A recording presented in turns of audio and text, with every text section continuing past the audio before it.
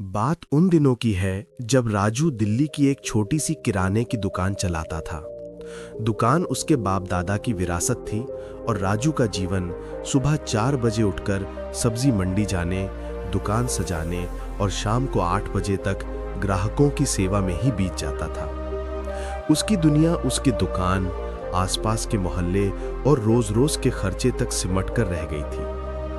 एक दिन उसके स्कूल के पुराने दोस्त रवि, जो अब दुबई में नौकरी करता था, उससे मिलने आया।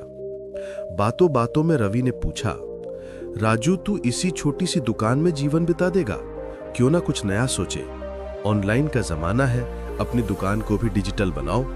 राजू ने हंसते हुए कहा, यार, यही तो हमारी किस्मत है। इतने बड़े बड़े सपने कहाँ लेकर बैठे हैं हम। लेकिन रवि की बात उसके दिल में घर कर गई। उस रात राजू ने सोचा, क्यों ना सचमुच कुछ अलग किया जाए। अगले ही दिन उसने एक छोटा सा फेसबुक पेज बनाया और मोहल्ले के लोगों को घर पर सामान पहुंचाने की सुविधा शुरू की। शुरुआत में तो लोग हंसे, लेकिन धीरे धीरे उसकी सेवा पसंद की जाने लगी। फिर उसने सोचा, क्यों ना सिर्फ अपना मोहल्ला ही नहीं, पूरी दिल्ली को सेवा दी जाए। उसने एक मोबाइल ऐप बनवाई और आसपास के 5 और मोहल्लों में अपनी डिलीवरी सेवा शुरू की। 1 साल के अंदर ही उसका छोटा सा कारोबार एक जाना माना होम डिलीवरी नेटवर्क बन गया। आज राजू की कंपनी 3 शहरों में काम कर रही है।